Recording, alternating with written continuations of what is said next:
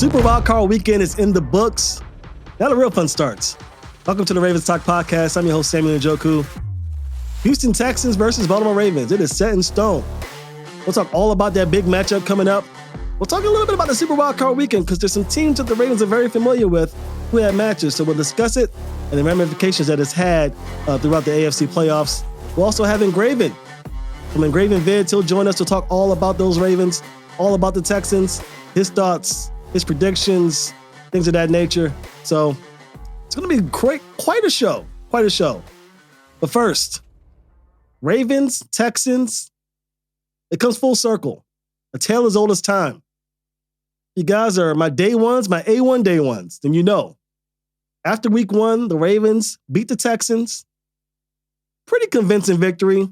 At the time, fans were still wondering what type of offense this was going to be. So a little disappointing for some by the way the Ravens came about that victory. But I told you, this has less to do with the Ravens and more to do with the Texans. I told you the Texans were going to be a force. I told you C.J. Stroud was looking to be one of the better quarterbacks in the National Football League. Did I think he was going to blow up today, this fast? Perhaps. But there's no denying it now. The Houston Texans beat the Cleveland Browns, a team that many expected to face the Ravens in the divisional round of the AFC. Joe Flacco coming back to Baltimore, but the Houston Texans said, spoiled that parade, spoiled that potential matchup, and punched their ticket into the Elite Eight, because that's what this is. If this is March Madness, this is the Elite Eight. There are only 8 teams, one of which will win a Super Bowl, 2 of which may get there. Ravens may be one of them. But the Texans take care of business against the Browns. In hilarious fashion almost. Trounced them the way the Ravens have been doing, the good teams this year. So there's some fans with some angst. And we'll get to that because fans are hoping, some of them were, that the Pittsburgh Steelers would be coming to town. The Steelers had a chance to punch their ticket to the divisional round. Yeah, the Steelers made the playoffs. Crazy. I know there's some fans out there who may think that Mike Tomlin's not that great of a head coach, and you guys know my opinion on him. I think he's one of the best, but Tomlin got that sack of garbage, pardon my French, to the playoffs. They go up against the Buffalo Bills team with a lot of proof. They came in red hot. The Bills, many were thinking, Stephon Diggs is gone. Josh Allen is in trouble. This team's not even going to seek the playoffs, but they wind up the number 2 seed after it's all said and done. Beating the Dolphins in the last week of the regular season and trouncing the Pittsburgh Steelers. The Steelers kind of kept it close in typical Steelers fashion. You know, they give that charade based on their performance that they're good, but they're really not that good. And again, that's why I say the coaching of Mike Tomlin has a lot to do with it. But the Steelers are out. Why did the fans want the Pittsburgh Steelers? Because the Steelers beat the Ravens in Week 18. Against basically the practice squad at this point. I mean, let's be serious. I see why the Ravens fans wanted the Pittsburgh, because a little get back, of course, sprinkled in with a little bit of the Steelers stink. So I get that notion, but doesn't happen. AFC North, a division that's been touted as the best in football, lose 2 of their 3 teams in one weekend. Browns, out. Steelers, out. Enter the Ravens. Enter Lamar Jackson. With all the drama, all the narrative that has been talked about through the years, it's coming full circle. Saturday, 4:30 p.m. Eastern Time, the Houston Texans will come to Baltimore looking to end the story against Lamar Jackson and those Baltimore Ravens. We'll see. Like we mentioned earlier, the Texans are a completely different team. The Texans, week 1 against the Texans in the divisional round, barely recognizable from each other. The same can be said for the Ravens. The Ravens aren't the same team. Todd Monken's first game as an OC was against those Houston Texans. Mike McDonald's first game for this season, I should say, because he was here last year, was against the Houston Texans. So the Ravens should pretty much throw that game film in the trash.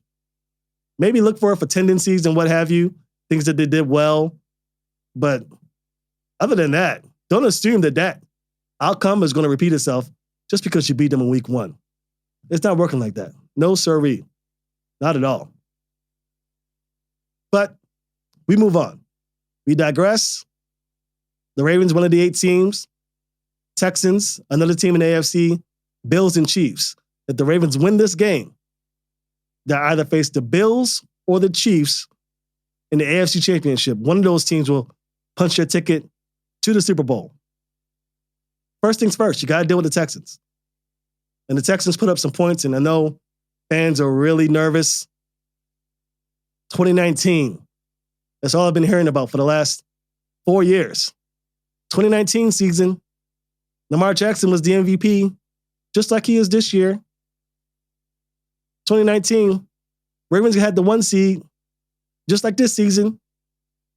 2019, Ravens had an extra week of rest because they clinched the number 1 seed a week prior to the end of the season, just like this team. The difference between 2019 and this year is Lamar Jackson's 4 or 5 years older. The difference is the Ravens have receivers, actual pass catchers, to go along with the OC that has the ability to create actual concepts in the passing game to help Lamar. Let's not get started about the weapons they have on defense now. There was no Kyle Hamilton. There was no Roquan Smith. There was no Odafe Owe. This is a completely different squad. Completely different. So if you want me to talk about rest versus rest, I can concede the fact that there is some level of, shall I say, truality, if that's a word, to the fact that the Ravens may be a bit rusty coming into this game. Kyle Hamilton mentioned it. I spoke with Kyle Hamilton during a Twitter exchange with NFL.com. He said it's hard to replicate. Football is one of the few sports where it's very difficult to replicate game time feel in practice because you're hitting, punishing the opposition. You're not going to do that to your teammates. So it's tough. I will say John Harbaugh is one of the best at adapting to situations. The Ravens went to Jacksonville. Well, I want to say went to Jacksonville. They faced the Jacksonville Jaguars in London, got trounced. John Harbaugh was so upset. He didn't feel like his team was ready. Some of that, later on we find out, has to do with the fact that he doesn't think that the team acclimated well to the time difference. All of the things that come with it. He's a routine guy. Over and over again. Repetition, practice. So this time, what do?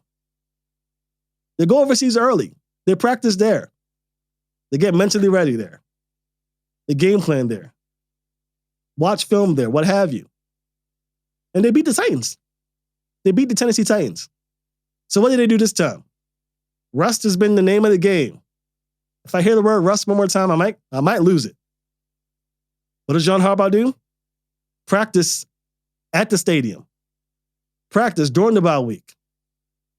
Repetition. Game time, decision-making, game time scenarios. Get the team feeling like it's a real game. You mentioned it. Kyle Hamilton said it. It's hard to replicate game time action. But you can do as much as you can to alleviate that concern. And John Harbaugh has done that. So if for some crazy reason the Ravens lose this game, and I haven't given my prediction yet, but if the Ravens lose, you're not blaming rust. The Texans would be the better team. That's that. So, all that to say, it's game time. Ravens, Texans. I like it. I like the matchup. I like what it brings. Young, upstarting quarterback coming into town to face the dominating Lamar Jackson and the Baltimore Ravens defense. All of that comes with it. Everyone assumes the Ravens are going to win, but some pundits are expecting the Ravens to lose because Lamar Jackson can't perform in the playoffs. What does that even mean? I'll give credence to the fact that playoff atmosphere is different from regular season. I'll give some grace to the fact that every little bit, every decision you make, every mistake is magnified because if you lose, you go home. But that's mental. You guys know me, I'm an X's and O's guy. Matchups are the name of the game. Who matches up well against who? Who can find a way to use those mismatches that you see on film to your advantage on game day? That's how you win. Can't take away heart, though. Can't take away heart. I mean, X's and O's are fine, in my opinion, but if you don't want it, you look like the Eagles out there. The Eagles played the Bucs. Didn't look like they wanted to be there. Weren't tackling. We're making that extra effort. That's the little things that I consider to be a factor. The Dolphins looked cold out there against the Kansas City Chiefs. They didn't look like they wanted to be out there. I'd be very shocked if the Ravens play. They don't want to be out there. They want to be out there. They have something to prove. They're laser focused. And I think they'll be ready to go. When we come back, we'll have Ingraven, host of Ingraven Vids. If you're a Ravens fan, you know him very well. He'll come in and he'll talk about the Houston Texans, the Ravens, the matchup, and everything that comes with it. Next on the Ravens Talk Podcast. Welcome back to the Ravens Talk Podcast. As you mentioned earlier, we have with us Ingraven, the man with Ingraven Vids over on YouTube. We mentioned that he had him on the show earlier this year, but again, he's one of the greats. If you know Ravens football, then you know this guy. Welcome back to the podcast, man.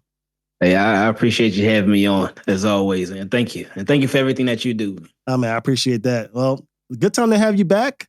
The Ravens are finally inserting themselves into the playoff picture after having the first round bye, along with the San Francisco 49ers. Houston Texans are the lucky team to draw first blood against those Ravens. There was a chance that the Ravens could have played somebody else. Dolphins, Browns, Steelers were also an option. But in the end, the Ravens get the Houston Texans. Is there another team that you saw in there that you thought could have been a good matchup, or someone that maybe you thought that you would like to face in the division round other than the Texans? You know, for me, I was actually hoping that we would go up against the Steelers, not even because they're a lesser team, but just to be able to knock them out. And also because I would have preferred the game on Sunday night as well. Yeah. But yeah, I was hoping that we were going against the Steelers, and it didn't really ever look like they had a chance. They were close, but again, that's what Steelers do. Steelers, they hang around with a team, and then it's just a couple of plays that end up being the difference making. That's what happened with them in that Bills game. So, yeah, I'm looking forward to this Texans game, though, because hopefully it'll be nice for the Texans season to both start and end at the same place at M&T Bank Stadium. It'll be very poetic. I didn't even think about that. That's awesome. The Ravens did play him in week 1. I mentioned it earlier in the show, and I don't know if you were sitting here while the show was going on in the beginning, but I mentioned that a lot of Ravens fans wanted Pittsburgh to be the ones to knock them out of the playoffs, and they were the lesser team, and I don't think they even deserved or felt like they should have been in the playoffs, but I guess the NFL made 7 seeds, so somebody had to get in, and then unfortunately for Pittsburgh, it was them, so they lose some draft capital and get knocked out of the playoffs, much of the delight of Ravens fans. But yeah, we got the Texans. You mentioned that started the season with the Ravens. CJ Stroud was a rookie QB. Now looks like a seasoned vet. I mean, he diced up the Browns. So what are your thoughts on the way CJ Stroud performed, not only in that game against the Browns, but throughout the season? Amazing, man. It seemed like he always had confidence, because even in that first Ravens game, like, to me, he didn't look like a rookie. And he did not make the mistakes. Because I remember going into that game thinking, all right, Baltimore Ravens, they at the crib. This is a big season for them. They're going up against a rookie quarterback and a rookie head coach. He's going to throw at least 2 picks. We're catching at least 2 of them. He ain't throwing out 1. And with CJ Stroud, he takes care of the ball. But a lot of times, if you hear that somebody takes care of the ball, you might think, oh, they a game manager. But no, he takes care of the ball, but he does take his risk as well. So he takes calculated risk. He's very smart, because he ain't just throwing a bunch of checkdowns and whatnot. He's throwing that ball downfield as well. So with CJ Stroud, like, he has come such a long way in such a short period of time. I mean, I see why the Texans did take him at number 2 overall. And I remember there was chatter that they were actually looking to try to get Bryce Young, but it worked out for them in the short and probably the long run too. But with CJ Stroud, like he's very smart with that football. So it's going to be important that with the Baltimore Ravens, they do things to confuse him. They do things to mess up his mind, mess with his mind to throw him off. So he can end up giving the Baltimore Ravens some donations. Oh, yeah. I think that's pretty much Mike Macdonald's game plan coming to this. Definitely to confuse CJ Stroud and give him a shot to make some mistakes. Well, we talked about what CJ Stroud was like in the beginning of the season. Let's talk about what the Ravens have done, because the Ravens defense in particular, and I've been very vocal about how impressed I am with them, considering that preseason I was up in arms about whether or not they can make a play. But Mike Macdonald's done a great job with his defense, which is probably why he has some head coaching jobs lined up his way so far during the interview process. Is there one or two differences you see from this defense to last year that has really elevated them into the next level? I think tackling has been huge for Baltimore Ravens this year. They have been a very, very good team overall with tackling. They've had some times where they miss a tackle here, there, or whatnot, but it hasn't been a consistent thing. They've been wrapping up for the most part. I mean, minus Jadeveon Clowney on a couple of sacks, but they've been wrapping up for the most part and bringing ball carriers down and not letting them get a bunch of yak. So that has been one big thing. I think another thing, too, has been just the adjustments. Speaking about Mike Macdonald, just him correcting his mistakes early and often. Last year, you saw with Mike Macdonald, that being his first year as the Ravens defensive coordinator, he was solid. He was solid, but he definitely did have some blunders, especially toward in the fourth quarters and whatnot. The defenses, they would just collapse. But this year, and I think it's a mix of a couple of different things. I think it's one, him having more experience, but also, two, a big thing, him having better personnel.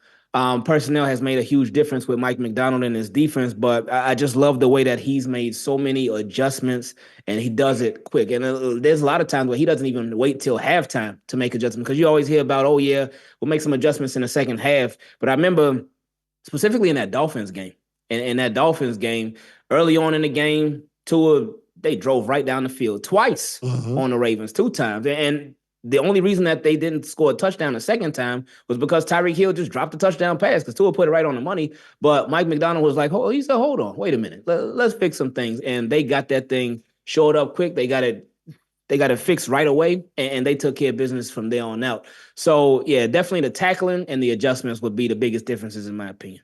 Oh, yeah, you made a good point about the tackling, something that I didn't speak on. But, yeah, the tackling has been spot on, phenomenal. They're not really breaking many tackles, the opposing offense, I should say. So yeah, kudos to that defensive unit. Well, let's talk about a phrase that's been making its way into Ravens fans' minds ever since the Dolphins lost to the Ravens and the Ravens secured that number 1 bye, and that's rest versus rust. Many Ravens fans think that this rust could be an issue.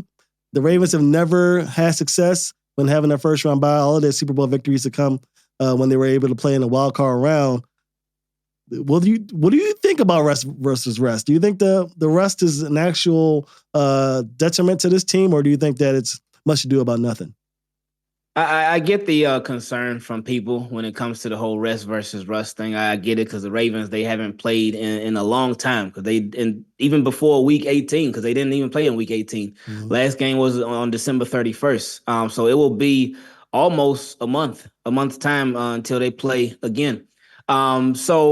But I'm not concerned, though, because these Baltimore Ravens, they are a much more focused team. And the rest, it benefited them in a big way, in my opinion, because when you got some significant guys that are banged up, like a Marlon Humphrey, he's getting rest, like a Zay Flowers, like a Kyle Hamilton, even a Patrick Queen, because we've seen from the last couple of games that he's been in, minus the Steelers game, there's been some times where he's made a tackle, and then he'll be on the ground for a while, sort of holding his chest, or maybe it's his collarbone, and there's something going on with that. I'm not sure exactly what.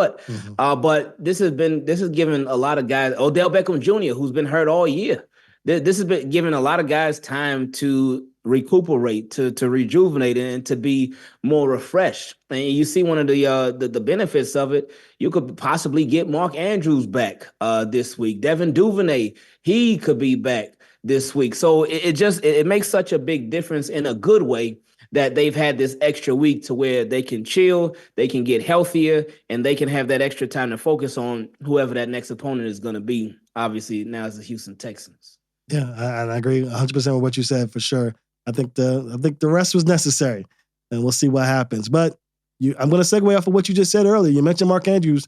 He's coming back, most likely in this game, perhaps maybe the week following. But there's some fans, and I've been on social media, some fans are saying, well, Isaiah Likely was doing pretty good. Maybe Mark Andrews should just sit this season out. And the addition of Dalvin Cook possibly into the mix, there might be some mojo shifting going on with these two players potentially coming back. What are your thoughts on that? Do you think Mark Andrews has a chance to add to this team, or are you concerned that there's possibly a shift in chemistry if you insert Mark Andrews, who's most likely going to want the ball?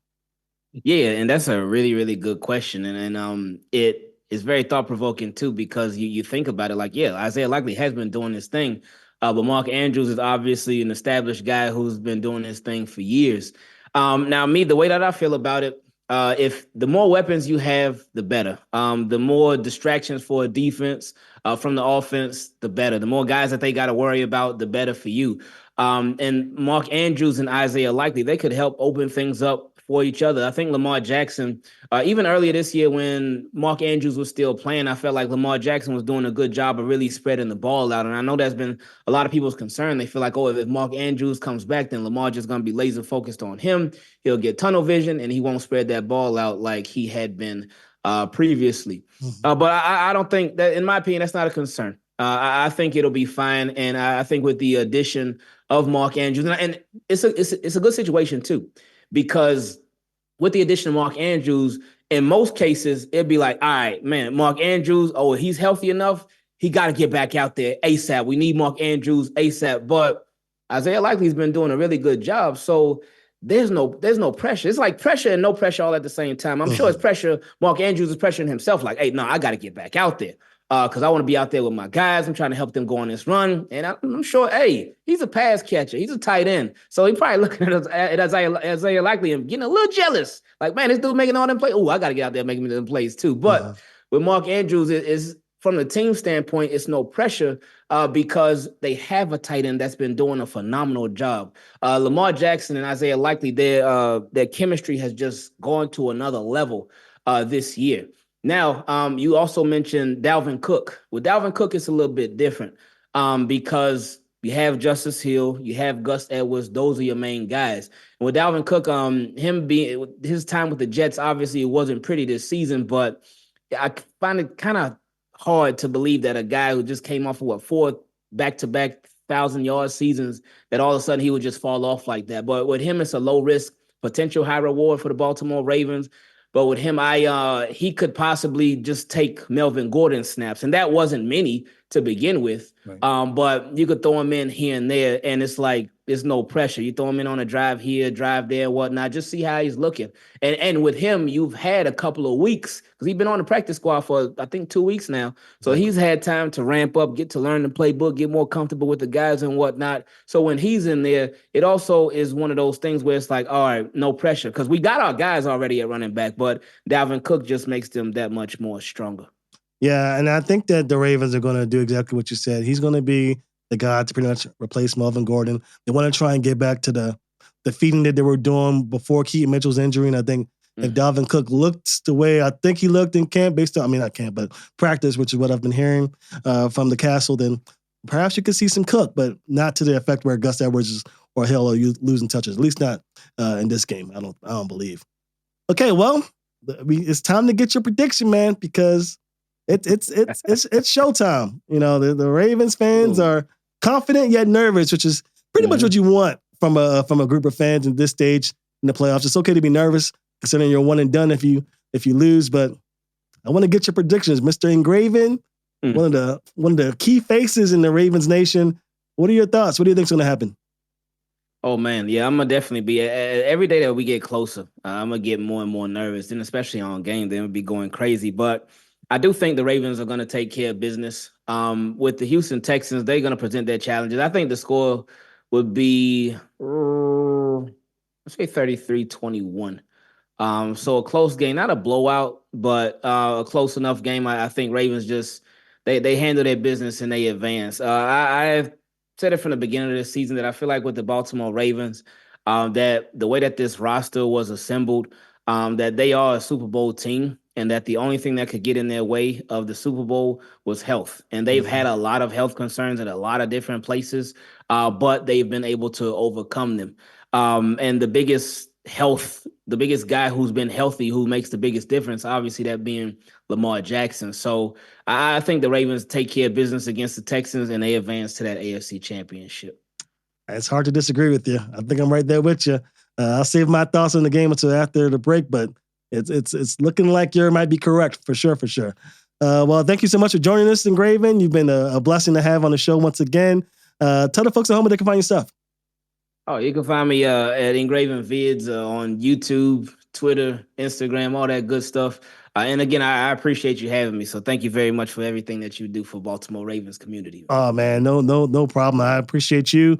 A lot of what I do is because of guys like you going into the content creation scene and doing what they do for the Ravens fans out there. So much appreciated. Thanks so much, Ingraven, for coming on the show. When we get back, we'll get final thoughts in the Houston Texans, Baltimore Ravens game. One of those teams are going home, and one of those teams will advance to the AFC Championship game next on the Ravens Talk Podcast. Welcome back to the Ravens Talk Podcast. Again, that was my boy, Ingraven, from Ingraven Vids over on YouTube and Instagram and Twitter. He's all over. If you're a Ravens fan, no point in even promoting this guy. You know who he is. Definitely a blessing to have on the show. I appreciate him and what he's done for the community for sure. Ravens Texans. Ravens versus Texans. A lot riding on this. There has been a narrative that has been pushed against Lamar Jackson for a long time. Since the end of the 2019 season, a narrative has been pushed. Probably even beforehand. I'm talking pre-draft. And I made a little video because the podcast was on the bye week due to the fact that the Ravens didn't play. I told you all about it. Lamar Jackson has been scrutinized, trashed at some points, and he has knocked down every narrative. Every single narrative that has gone against this guy, he has tore down. And that's one of the reasons, I think that might be the main reason, other than the fact that this guy wins, that the Ravens faithful love this guy so much. Imagine having someone tell you about yourself against everything you believe yourself, telling you you're not good enough, telling you should consider this, when in your heart of hearts you know that you're worth more. And to have to consistently defend yourself and prove yourself. Now, I know there's a lot of people in Baltimore and a lot of people across the nation who know exactly where I'm coming from or where we're going with this. But to have that notion displayed on national television when everything points to the other, you're not good enough to be a quarterback. Well, I just have 3 perfect passer ratings, more than almost every quarterback in the history of the game. Oh, you're just a running back. Oh, well, I just threw 5 touchdown passes against the team you thought we were going to lose to. The one thing that he has left is to perform in the postseason. Now, I've been no stranger to this concept. I've mentioned it plenty of times. Lamar Jackson's inabilities in the postseason is not directly correlated with his performance or his ability to perform. The Ravens did not have pass catchers. They didn't have a concept to allow him to show off his throwing ability. They have that now. This long-winded speech is one thing to say. There are no more excuses. I personally have no more excuses for Lamar Jackson. It's over. I can't blame the offensive coordinator. He's looking for a job as a head coach. I can't blame the defense. They're number 1 in sacks, takeaways, and points. I can't blame the receivers. You got Rashad Bateman, Odell Beckham, Zay Flowers, Nelson Aguilar. There's no excuses. There's no one left to blame. If Lamar Jackson doesn't get it done, the narrative can be pointed to Lamar Jackson, and we have no excuses. Now, people lose in the postseason. Matthew Stafford lost in the postseason this weekend. Does that eliminate his ability to be a quarterback? No. Jalen Hurts, a year removed from being in the Super Bowl, got bounced in the playoffs by the Tampa Bay Bucks. Does that mean he's not a good QB? No. But the narrative is there for Lamar Jackson. And as much as I hate to see it, and as much as I hate to say it, the only way for Lamar to burn this narrative to the ground is to win on Saturday. And to continue to win. He doesn't need to win the Super Bowl, even though I predict he will if he makes it. He needs to get there, at least. He's facing the Texans team who, on film, looks beatable. I'm just going to call it like I see it, guys. The Texans do not match up well against the Baltimore Ravens. They don't. They have C.J. Stroud. He's a pretty good quarterback. Very good quarterback. But the Browns' fatal flaw was their inability to make the quarterback think pre and post snap. Something the Ravens do not do at all. If you think the Ravens are doing one thing before the snap, bet your bottom dollar they're doing something else post snap. That's the Ravens' MO. So it all lines up well. Any given Sunday, I guess. But the Ravens are 9.5-point favorites. And I think that's right on the money. Maybe even further, if you really think about it. I'm predicting 34-17 Ravens win. Get it done. We are out of excuses. And the Ravens are out of time to figure something out. If it's not now, then win. If not now, then win. I think the Ravens get it done. I think Lamar Jackson shuts up the haters. And you know I'd love to see that. We'll see. We shall see. One thing I do love about the Ravens matchup, it's at home, it's cold, it's a little windy. Texans playing the dome, Ravens playing the cold. Lamar Jackson may not like the cold. You better get used to it, buddy. You're in Baltimore. It's cold over here. I think the Ravens will be fine. I think they move on to play either the Bills or the Chiefs. Looking like it's going to be the Bills, but whoever it is, it's a beeline for the Super Bowl. It starts Saturday. Rust versus rest. Can Lamar do it in the postseason? Can the Ravens win the third Super Bowl? All of that stuff will be figured out on Saturday, which is why this is such a huge game. Huge game for the Ravens. But they are locked in. If you think this little speech or something, look at the Ravens players' faces. Look at Roquan Smith's face. Look at Lamar's face when they're asking questions. They don't want to be asking questions. They don't want to be answering questions from the media. They want to be in the practice field, in the weight room, in the film room, doing what they have to do to get ready and take care of business. They have a goal in mind, and nothing's going to stop them. At least I don't think. But there are no more excuses for me. 5 years I made my excuses. No quarterback. Not no quarterback. No wide receivers. No OC. No chance has been my mantra since the end of the 2019 season. The Ravens said, you want it? You got it, Sam. And look what's happened. The Ravens had the 1 seed again at the cusp of greatness. But I can't put on the helmet and play football. You don't want me out there. It'll be bad. It'll be a sight to behold. Lots of flailing around and crying for my mama. But those guys out there know how to play football.